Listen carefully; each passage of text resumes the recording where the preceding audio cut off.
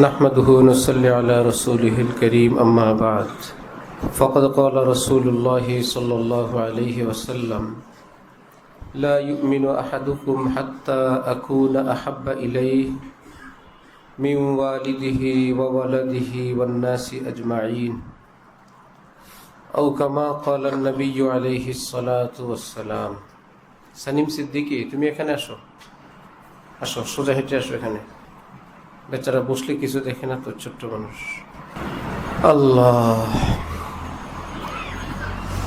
হযরত রাসূল করিম সাল্লাল্লাহু আলাইহি ওয়াসাল্লাম ইরশাদ করেন তোমাদের মধ্যে কেউ কামিল মুমিন হতে পারবে না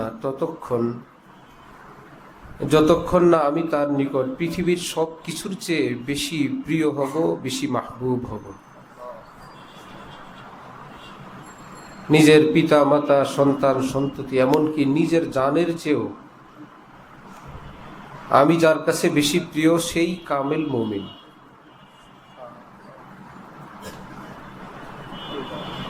হযরত থানবী নবরাল্লাহু মারকাদাহু বলছেন প্রত্যেক মুমিনের উপর রাসূল সাল্লাল্লাহু আলাইহি ওয়াসাল্লামের একটা হক। সমস্ত মুসলমান মনে মনে এই আকাঙ্ক্ষা করবেন, হায় আমি যদি আমার নবীজিকে স্বপ্নে দেখতে পেতাম। এটা সকলের মনে এই কামনা, এই বাসনা, এই ইন্তজার, এই অপেক্ষা থাকবে। এটা নবীজির প্রতি মহব্বতের একটা হক এবং উম্মতের উপর নবীর একটা হক। হায় আমি যদি দেখতে পাইতাম। এই হায় হায় এত দামি।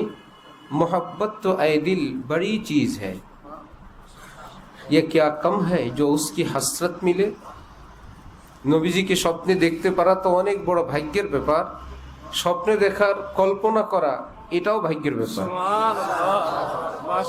কেউ যদি ভাবতে পারে, কল্পনা করতে পারে, এটাও ভাগ্যের ব্যাপার যে এই লোক এটা ভাবে। এবং এত নুরানি ভাবনা, এটা এই পবিত্র ভাবনা মানুষের চরিত্র সুন্দর করে, জীবন সুন্দর করে, জীবন গুছায় ফেলে। আমি না নবীকে স্বপ্নে দেখবো, আমি তো গুনাহ করতে পারবো না। গুনাহ করলে তো নবীজিকে দেখতে পারবো না। आई है खबर पाँव में मेहंदी लगी है वहाँ।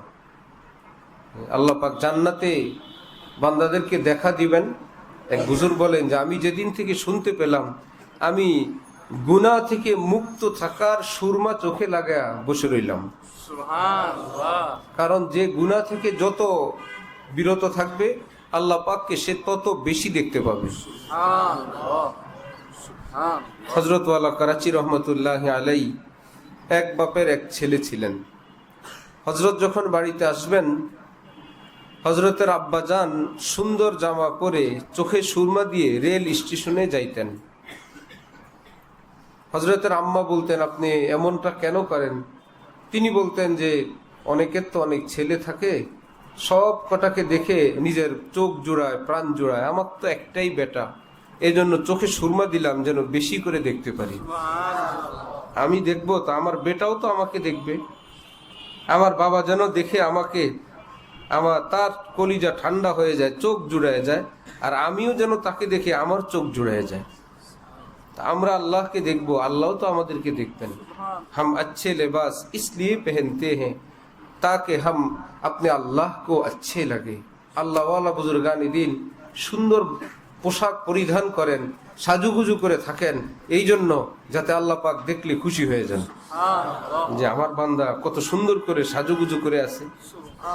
এই জন্য নবীজি এত ব্যস্ততার মধ্যেও চিরুনি রাখতেন সাথে, আয়না থাকতো নিজের জন্য না, আল্লাহ পাক দেখলে যাতে খুশি হয়ে যান। ওয়াহ সুবহানাল্লাহ।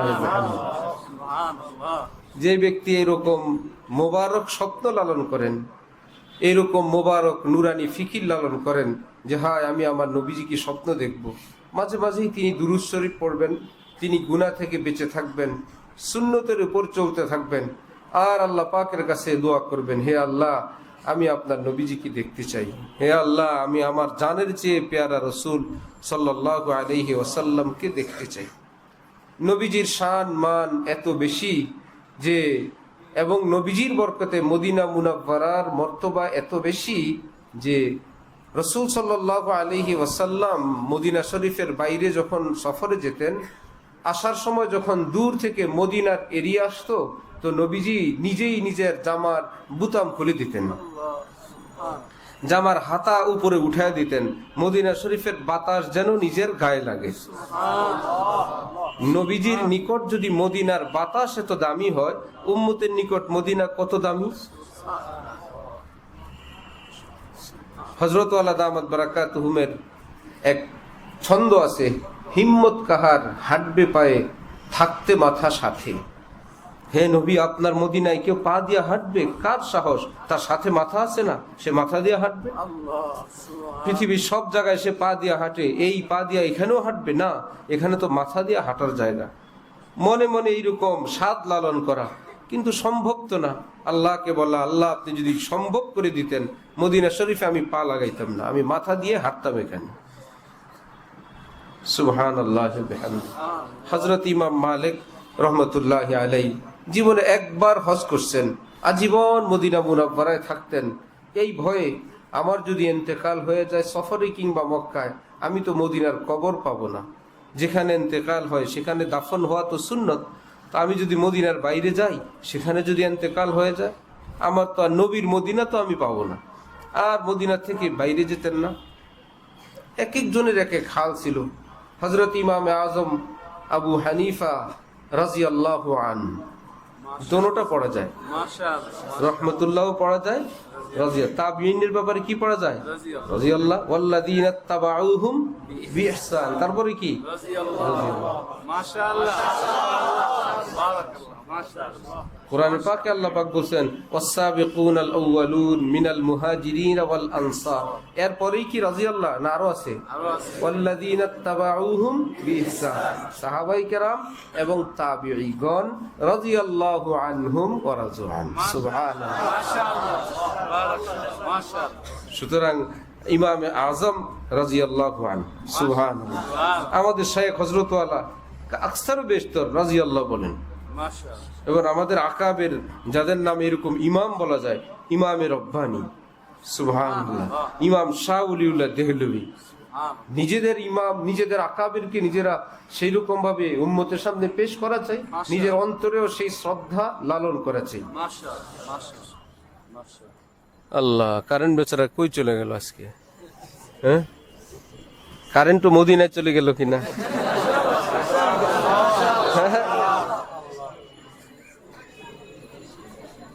জালেম,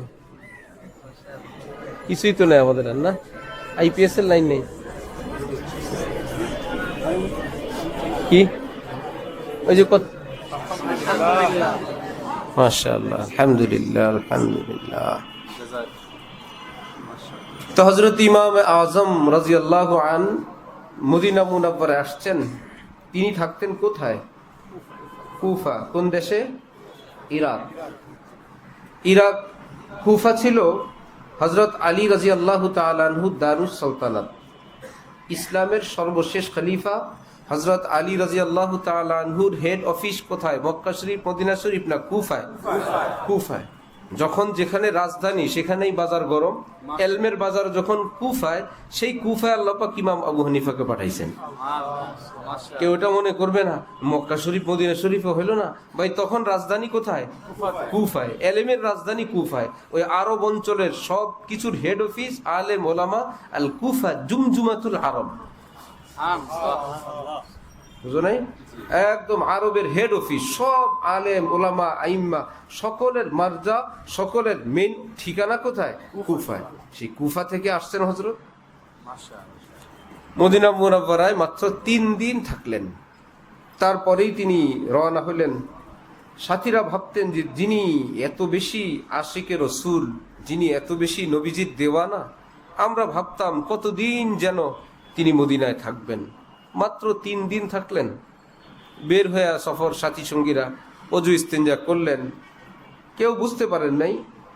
পরে কেউ জিজ্ঞাসা করলেন যে আমরা তো ভাবছি আপনি আরো বেশি থাকবেন, মাত্র 3 দিন থাকলেন।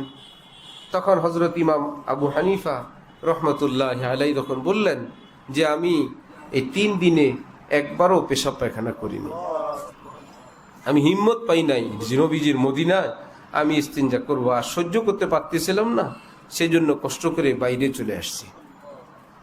মদিনা শরীফের এরিয়ার বাইরে চলে আসছি। তখন এরা ভাবতো, আমরা ভাবছিলাম এসকো মহব্বত আমাদের দৃষ্টিতে ওই রকম হবে, এখন দেখি তার মহব্বত আমাদের ধারণার চেয়েও আরো অনেক বেশি। জাল্লা নবীজির মদিনায় তিনি একবার পেশাবও করেন নাই, বড় ইস্তিনজাও করেন নাই, এজন্য মদিনা শরীফের এরিয়া থেকে তিনি বাইরে চলে গেছেন। আলেম উলামাদের মধ্যে মাযহাব এবং বিভিন্ন বিষয়ে ইখতিলাফ আছে, আবার হাজারো বিষয়ে কোনো ইখতিলাফ নাই। ইখতিলাফ থাকার সংখ্যা বেশি না না থাকার সংখ্যা বেশি? না থাকার সংখ্যা বেশি। আইম্মা ইসলামের মধ্যে, ইসলামের হাজারো লাখো বিষয়ের মধ্যে ইখতিলাফের চেয়ে ইত্তেফাক বেশি, ঐক্যমত বেশি। বুঝে আসছে? একমত এইরকম বিষয়ের সংখ্যা অনেক বেশি, ইখতিলাফ তো অল্প কিছু, খুবই অল্প। সেই ঐক্যমত পোষণ করেন যে সমস্ত বিষয়ের মধ্যে, এর মধ্যে একটা হলো যে সাহাবাই কেরাম থেকে নিয়ে আজ পর্যন্ত একমত যে রসুল পাক সাল্লাল্লাহু আলাইহি ওয়াসাল্লাম এর জাত তো বিশাল, নবীজির দেহ মোবারকের সঙ্গে রওজায়ে পাকের ভিতরে যেই মাটি, যে পাথর, যে অংশটা নবীজির দেহ মোবারকের সঙ্গে লাগা, ওই মাটির দাম আল্লাহর আরশের চেয়েও বেশি।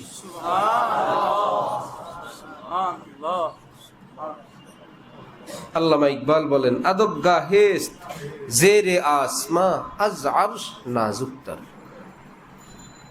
আসমানের নিচে একটা আদবের স্থান আছে যেটা আরশের চেয়েও বড় সূক্ষ্ম, বড় নাজুক। আজ আরশ নাজুকতার নফস গুম করদা মি আয়াত জুনায়েদ ও বাইজিদ ইজা। জুনায়েদ বাগদাদি, বাইজিদ বুস্তামির মতো এত বড় বড় আল্লাহওয়ালারাও যে স্থানে আসলে তাদের দম নাকি চলে আসে। কেমনে আদব রক্ষা করে এখানে চলবে, কেমনি কি করবে, নফস গুম করদা, যে তাদের নিঃশ্বাস সাথে থাকে না, উপায় থাকে না যে আল্লাহ কেমনে আমরা মদিনার আদব রক্ষা করে চলবো। এত বড় আদবের জায়গা। এজন্য একবার ভারতে কবিতার প্রতিযোগিতা চলছিল। হাকিমুল উম্মতের দেওয়ানা, হাকিমুল উম্মতের খলিফা হযরত খাজা আজিজুল হাসান মজজুব, তিনি অনেক বড় শায়ের ছিলেন, কবি ছিলেন। কি আর বলা, অনেক মুসলমান এই শায়ের, ছন্দ, কবিতাকে যে কোনো ভাষায় ওনার অপছন্দের বহিঃপ্রকাশ তিনি করেন। কেউ গান বলেন, কেউ ইত্যাদি বলেন। ভাই, সীমা লঙ্ঘনেরও তো একটা সীমা আছে। মসজিদে নববী শরীফে হযরত হাসান বিন সাবেত রাদিয়াল্লাহু তাআলা আনহুর জন্য আলাদা একটা মিম্বর ছিল, যেই মিম্বরে তিনি দাঁড়ায় দাঁড়ায় বিভিন্ন ছন্দ কবিতা গাইতেন এবং রাসূল সাল্লাল্লাহু আলাইহি ওয়াসাল্লামের প্রশংসা গাইতেন। নবীজির যুগে ছন্দ গাইতেন। তো সেই ছন্দকে আপনি গান বলেন, একটু এই জিহ্বার বিচার কি হবে না কিয়ামতে? জিহ্বা একটা থাকলেই যা ইচ্ছা বলে দিবেন। আপনি যে কেবলার সঙ্গে থাকেন সেই কেবলা কখনো হাম না শের আসার বলেন নাই, পড়েন নাই, শুনেন নাই। এতে কি ইসলাম থেকে সেটা বিলুপ্ত হয়ে গেছে?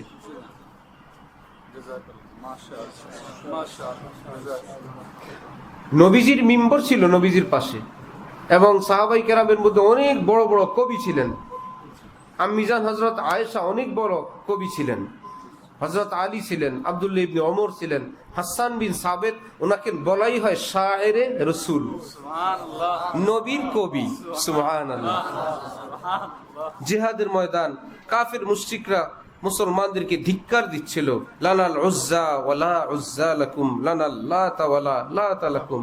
আমাদের লাত আছে, মানাত আছে, উজ্জা আছে, এগুলো মূর্তির নাম। এত এত মূর্তি আছে, এগুলো আমরা খোদা বলি। হে মুসলমানরা, তোমাদের কি এগুলো আছে? আমাদের তো কত কিছু আছে। নবীজি বললেন, হাসান তুমি জবাব দাও তো। তুমিও কবিতার মাধ্যমে, এরা কবিতা গায়ে গায়ে আমাদেরকে তিরস্কার করে, তুমি কবিতা দিয়া তিরস্কারের উত্তর দাও। হযরত হাসান বললেন, ইয়া রাসূলুল্লাহ, আমি কেমনে বলবো, কি বলবো? নবীজি নিজে বললেন, তুমি বলো, লানাল মাওলা ওয়ালা মাওলা লাকুম। নবীজি শিখাই দিলেন। তো হযরত হাসান বললেন, তোদের লাত মানাতের পাছায় লাত মার, আমাদের মাওলা আছে। তোদের লাত আছে, লাত, আমাদের কি আছে? মাওলা আছে। ওয়ালা মাওলা লাকুম। এবং এক সাহাবী বলেন, আমি সফরে ছিলাম, রাসূল পাক সাল্লাল্লাহু আলাইহি ওয়াসাল্লামকে আমি কবিতা শুনাইলাম। নবীজি বললেন, ভাই আরো শোনাও। শুনাইলাম, আরো শোনাও। তাও ইসলামের কবিতা না, আইয়ামে জাহিলিয়াতের আগের যুগের কবিতা, ইসলাম পূর্বের কবিদের কবিতা। তার মধ্যে সাহিত্য রস ছিল, সুন্দর ভাষা ছিল, মজা লাগছিল। এরকম কোরআন হাদিসের কোনো নসিহত তো ছিল না। সাহাবী বলেন, আমি শুনাইলাম প্রায় 100টা কবিতা আমি নবীজিকে শুনেছি। তুমি জাহেল, মূর্খ, তো মূর্খের মতন চুপ থাকো। আলেমের কোন বিষয় সম্পর্কে মুখ খোলার এই সাহস তোমাকে কে দিল? সব আলেমের কাছে কি ইসলামের সবকিছু আছে? যে আমি অমুক হুজুর কেবলাকে দেখছি। দেখছো ভাই, চুপ থাকো, সবর করো। আজকে যাকে দেখছো তিনি কি কেবলা না? তামাম মাদারিসে কওমিয়ার মধ্যে কারিমা পড়ানো হয় না? হ্যাঁ, কি ফান্দেনামা পড়ানো হয় না? গুলিস্তা পড়ানো হয় না? দেওয়ানে মুতানাব্বি পড়ানো হয় না? এগুলো কি কবিতার কিতাব না? এগুলি হারাম জিনিস পড়ায়। মাশাআল্লাহ, মাশাআল্লাহ, মাশাআল্লাহ। নাজায়েজ কিতাব পড়ায় মাদ্রাসায়। কাসেম নানুতুবি নাজায়েজ এই সিলেবাস তৈরি করে দিয়ে গেছেন। হাকিমুল উম্মত নাজায়েজ সিলেবাস দিয়ে গেছিলেন। জাহেল, মূর্খ কথা। আল্লাহ পাক হেদায়েত নসিব করেন, আমিন। ভাই কারো একটা ভালো লাগে না? তুমি বলো কোরআন শরীফের আয়াত শরীফ, ওয়াশশুআরাউ ইয়াত্তাবিউহুমুল গাবুন আলাম তারা আন্নাহুম ফি কুল্লি ওয়াদি ইয়াহিবুন। এই তরজমা জায়েজ আছে? ইল্লা যেখানে আছে, ইল্লা ছাড়া তরজমা জায়েজ আছে? মাশাআল্লাহ, মাশাআল্লাহ। যেখানে ইস্তেসনা আছে, মুস্তাসনা মিনহু ছাড়া তরজমা করা জায়েজ আছে? লা ইলাহা এটাকে বলা জায়েজ আছে? ইল্লাল্লাহ বলা ব্যতীত? মাশাআল্লাহ, মাশাআল্লাহ। ইল্লা যেখানে আছে, ইল্লার পরেরটা সহ তারপরে কথা বলতে হবে। মাশাআল্লাহ, মাশাআল্লাহ। কারণ কথা পূর্ণই হবে ইল্লাল্লাহ সহ, মাশাআল্লাহ, ঠিক না? মা জানিল কওম ইল্লা যায়েদ। কি অর্থ? জায়েদ ব্যতীত কেউ আসে নাই। এখন যদি এই মা জানিল কওম, কওমের কোন লোক আসে নাই, এটা কি সত্য কথা হবে না মিথ্যা কথা হবে? ভাই জায়েদ আসছে সেটা বলেন, যে জায়েদ ব্যতীত কেউ আসে নাই, এই কথা পুরো হইল। তো রব্বুল আলামিন বলছেন, কবিদের মাথা তো খারাপ, একবার এই পাহাড়ে, একবার সেই চূড়ায়, একবার একজনে প্রশংসা করে আসমানে উঠায় দেয়, আরেকবার আরেকজন থেকে টাকার পোটলা পাওয়ার জন্য একদম উঠায় দিল, আরেকজনকে নামায় দিল। কবিদের দশা তো এই, ইল্লাল্লাযিনা আমানু। কিন্তু মুমিনে কামেল যারা কবি, তারা এরকম নষ্ট না, তারা ভালো কবি। সুবহানাল্লাহ, মাশাআল্লাহ, মাশাআল্লাহ, মাশাআল্লাহ, বারাকাল্লাহ। তাহলে কি সরাসরি সব কবিতাকে আল্লাহকে নিষেধ করে দিছেন?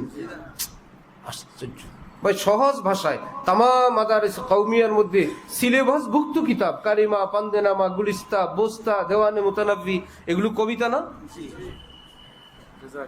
মাশাআল্লাহ। সাহাবাই কেরাম যেখানে কবিতা বলছেন, কবি ছিলেন, তো সেখানে আবার এখানে মুখ খোলার কি বিষয়? আল্লাহকে আমি মহব্বত করি, এটা সহি। আল্লাহকে আমি ভালোবাসি, এটা সহি না? মাশাআল্লাহ, মাশাআল্লাহ। আল্লাহরে মহব্বত করা সহি, আল্লাহরে ভালোবাসা সহি না? অবশ্যই স্যার। তো মহব্বতের তর্জমা বাংলায় কি?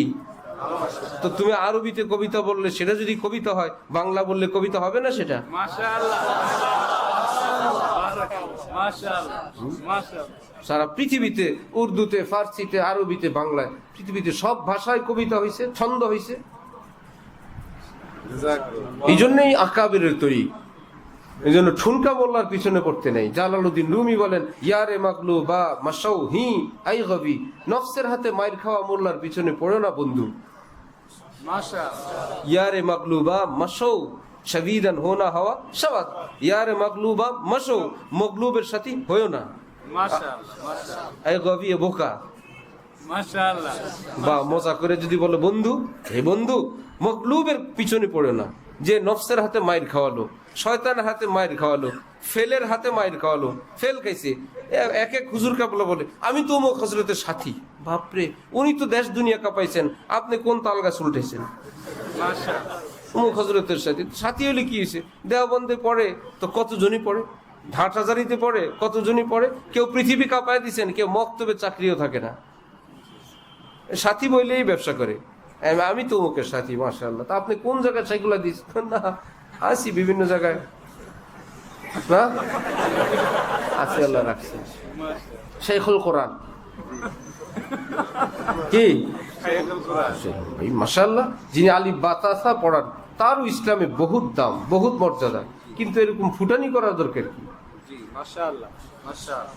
ইয়ারে মাগলু বা মাসৌহি আয়গাবি, তার মানে যে টেবিল তো আছে, এক জামাতে পড়ছেন তো কোন টেবিলে ছিলেন?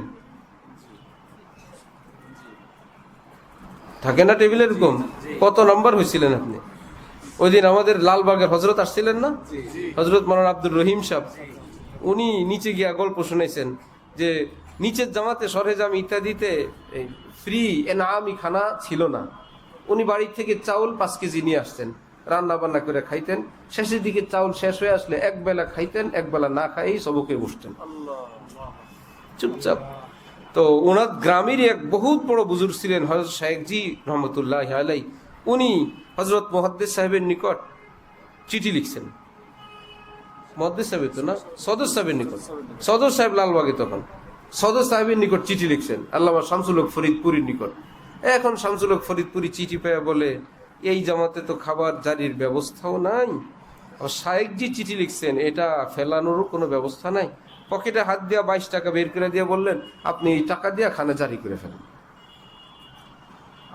খানার ব্যবস্থা হয়ে গেল, মাদ্রাসারও আইন থাকলো। এইবার উনি পরের পরীক্ষায় গিয়া 1 নম্বর হয়েছেন,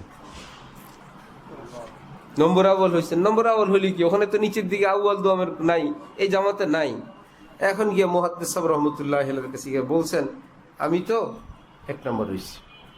মুহাদ্দিস সাহেব রহমতুল্লাহ আলাইহি বললেন, ও অন্ধের রাজ্যে কানায় রাজা হইছে। 2 চোখ নাই কারো, এর মধ্যে একজনের একটু আছে, ওই বেচারা বাদশা না, কারো কে কিছুই নাই, একজনের অল্প একটু আছে। তার মানে বুঝাইলেন সব ছাত্র করে, এগুলো পড়ালেখা করে না, কিছু না, কোন রকম একটু একটু করে, এর মধ্যে আপনি একটু ভালো হয়েছেন। তার মানে ছাত্রের মধ্যে যাতে আবার কিছু না আসে, একদম সোজা করে দিয়েছে। অন্ধের রাজ্যে কানায় কি হয়েছে, রাজা হয়েছে। এটা তো বলে ছেড়ে দিলেন। পরে শুনতেছেন মাদ্রাসার আইন পরিবর্তন হয়েছে, এই নিচের দিকের জামাতে যে নম্বরে আউয়াল হবে তার খানা জারির ব্যবস্থা হয়ে গেছে। চলো আল্লাহ, তো সামনের টেবিল পিছনের টেবিল আছে তো দুনিয়া না, কেউ 1 নম্বর খেয়েছে, কেউ অন্যদিকে গেছেন। তো ওলামায়ে উম্মত যাদেরকে রব্বুল আলামিন এইরকম শান দিয়েছেন, এলমি শান, তাকওয়ার শান, তাহারাতের শান, উম্মতের মধ্যে মাকবুলিয়তের শান, তাদের ব্যাপারে তোমার একটু শ্রদ্ধা ভক্তি রাখা কি জরুরি না? যে তুমিও মৌলভী সাহেব, আমিও মৌলভী সাহেব, আর হযরত মুহাদ্দিস সাহেব রহমতুল্লাহ আলাইহি সদর সাহেবও মৌলভী সাহেব, তারা তো হাকিকি মৌলভী, মাওলাওয়ালা মৌলভী। আল্লাহ আমাদেরকে মানুষ হওয়ার তৌফিক দান করেন। উম্মতের এক হক নবীজির মহব্বত অন্তরে লালন করা, মনে থাকবে ইনশাআল্লাহ। খাজা আজিজুল হাসান মজজুব উনি সেখানে গিয়ে কবিতা প্রতিযোগিতায় অংশগ্রহণ করছেন। অন্যান্য কবি যারা ওই সময় এরকম মাথা খারাপ কবি ছিল, মানে যাদের মধ্যে দিন ইমান কম ছিল ইত্যাদি ইত্যাদি, এরা ভাবতো যে মোল্লারা আবার কি কবিতা বলবে, মৌলভী সাহেব আসছে আমাদের সঙ্গে কবিতা প্রতিযোগিতা। উনি যখন স্টেজের দিকে যাচ্ছিলেন, আশপাশ থেকে টিটকারি আর টিপ্পনি খায় এক একজন আস্তে আস্তে করে চুপচাপ বলে, যাইয়ে মুয়াজ্জিন সাহেব আজান দিজিয়ে, যান মুয়াজ্জিন সাহেব একটু আজান দিয়ে আসেন। কবিতা কি গাইবেন, মোল্লারা হয়তো একটু আজান দিবেন, বুঝছি, যান একটু আজান দিয়ে আসেন, যাইয়ে মুয়াজ্জিন সাহেব আজান দিজিয়ে। উনি সেখানে গিয়ে বললেন, ঘটা উঠি হ্যায় তু ভি খোল জুলফে আম্বরি সাকি, তেরে হোতে ফলক সে কিউ হো শর্মিন্দা জমি সাকি। এইটুকুনি। কি অর্থ? কবিরা আবার কবি বুঝে তো, এমন কবিতা মর্ম সব মাথা নিচু করে। কি অর্থ? অর্থ হইল, হে পেয়ারা রসুল সাল্লাল্লাহু আলাইহি ওয়াসাল্লাম, আমি মাঝে মাঝেই লক্ষ্য করি আসমানটা জমিনের উপর বাহাদুরি দেখায়, গর্ব করে, নিজের রূপ লাবণ্য দিয়ে জমিনকে লজ্জা দেওয়ার চেষ্টা করে। মাঝে মাঝেই আকাশের মধ্যে মেঘ ছড়ায়, যেন আকাশ তখন গর্ব করে জমিনের উপর সুন্দরী রমণীর মতন, যার চুলগুলো অনেক কালো, অনেকগুলো লম্বা লম্বা চুল ছড়ায় যেরকম রূপের বাহার দেখায়, আসমানও মাঝে মাঝে কালো মেঘ ছড়ায় দিয়া জমিনের উপর রূপের বাহার দেখায়। আর দেখো আমি কখনো নীল থাকি, কখনো আমার এরকম কালো হয়, কখনো রং ধনু হয়। হে জমিন, তুমি কি এত কিছু পারো? আমি তো কত কিছু পারি। তোমার কি এত কিছু আছে? আমার তো কত কিছু আছে। জমিনকে লজ্জা দেওয়ার চেষ্টা করে হে রাসূল সাল্লাল্লাহু আলাইহি ওয়াসাল্লাম, অথচ আপনি জমিনে, আপনি জমিনে মওজুদ, সেই জমিন কি এরকম আসমান লজ্জা দিতে পারে? আপনার কাছে আমি ফরিয়াদ করি, আপনি আপনার একটা চুল মোবারক আসমানকে দেখায় দেন, চিরদিনের জন্য আসমানকে লজ্জা দিয়ে দেন। কোনদিন যেন আসমান আর কোনদিন আর গর্ব না করে যে আমি বেশি সুন্দর। আজীবন যেন আসমান বলে, না জমিন তুমি সুন্দর, কারণ তোমার বুকে চির সুন্দর। সুবহানাল্লাহ। বেচারারা কবি তো মুসলমান ছিল, নবীজির এই প্রশংসা বাণী শুনে হঠাৎ চিৎকার করে সকলেই এক আওয়াজে বলে উঠলো, আজকে আমরা এই কবিতার মোকাবেলায় আর কোনো ছন্দ পেশ করব না, নবীজির প্রশংসা বাণীকে ফেল করানোর জন্য আমরা আর কিচ্ছু গাইব না। আজকে এখানের পুরস্কার খাজা সাহেবকে দিয়ে দেওয়া হোক, যিনি নবীজির এত উন্নত প্রশংসা করতে পারলেন, এই পুরস্কার তাকে দেওয়া হোক। আল্লাহ, যাই হোক ভাই, যে কেউ চায় মদিনা শরীফে আমার নাম উচ্চারিত হোক, যে কেউ চাইবে রওজায়ে পাকে আমার নাম উচ্চারিত হোক, আসমানি তার জন্য ব্যবস্থা, খোদাই ব্যবস্থা, আসমানি ব্যবস্থা, সে যেন দুরূদ শরীফ পড়ে। সাথে সাথেই ফেরেশতা গিয়ে তার নাম, তার পিতার নাম, তার এলাকার নাম নিয়ে নবীজির নিকট পেশ করবে যে আপনার উম্মত অমুক অমুকের বেটা আপনার জন্য দুরূদ শরীফের হাদিয়া পাঠাইছেন। এই জন্য দুরূদ শরীফ পড়ার সময় যে যত ইখলাস এবং মহব্বত নিয়ে পড়বে, এই পরিমাণ নূর সহ দুরূদ মদিনায় যাবে। সবার দুরূদ একরকম যাবে না। এবং দুরূদ পড়ার সময় এরকম খেয়াল করা, আমার এই দুরূদ এটা আমি যেভাবে পেশ করব, মন দিয়ে, প্রাণ দিয়ে, ইখলাস দিয়ে, ঠিক এভাবেই নবীজির সামনে যাবে। এই জন্য খুব বেশি যেন আমি নবীজির সামনে দাঁড়ায়েই পেশ করতেছি। বেশি বেশি দুরূদ শরীফ এবং বেশি বেশি সুন্নতের উপর আমল, বেশি বেশি তাকওয়ার উপর থাকলে ইনশাআল্লাহ আল্লাহ পাক যখন চাইবেন নবীজির জিয়ারত করাই দিবেন। আর নবীজি বলেন, যে আমাকে স্বপ্নে দেখলো সে তো দেখেই ফেললো, কারণ ইবলিস আমার আকৃতি ধারণ করতে পারে না, এবং এই দেখার বরকতে রব্বুল আলামিন তাকে জান্নাত অবশ্যই দান করবেন। আল্লাহ আমাদেরকে তৌফিক দেন, কবুল করেন। ওয়া আখির দাওয়ানা আলহামদুলিল্লাহি রাব্বিল আলামিন। আস্তাগফিরুল্লাহ। চলো ভাই,